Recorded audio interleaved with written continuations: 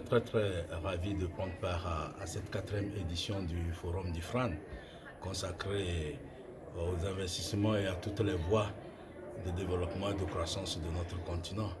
Et le thème de cette année qui s'appuie sur l'entrepreneuriat et les innovations pour transformer le continent me paraît un terme évocateur de la volonté commune des Africains de pouvoir changer de paradigme dans la voie du développement de notre continent.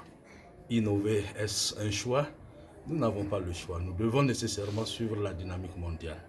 Et c'est de voir comment soutenir les jeunes startups qui sont actuellement le levier du développement mondial. Vous savez, nous regrettons aujourd'hui que dans le cadre de la coopération Sud-Sud, qu'on puisse être toujours à l'étape presque embryonnaire de cette coopération. Quand nous voyons le taux ou le niveau de commerce entre les États africains, cela laisse à désirer. Lorsqu'on voit les freins à l'intégration africaine en termes d'intégration économique, il y a toujours de ces barrières.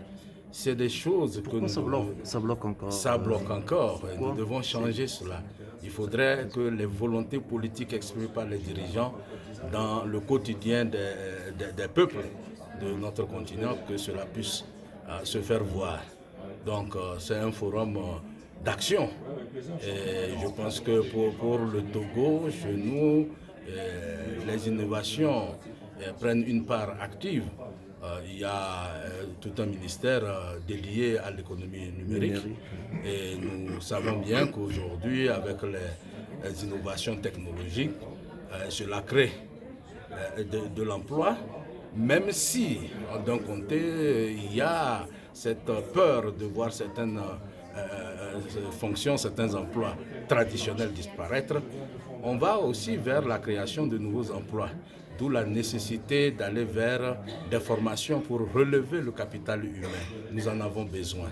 Nous avons aussi besoin de doter nos États de structures très modernes, par exemple les infrastructures. On le dit traditionnellement que la route du développement doit passer nécessairement aussi par le développement de la route.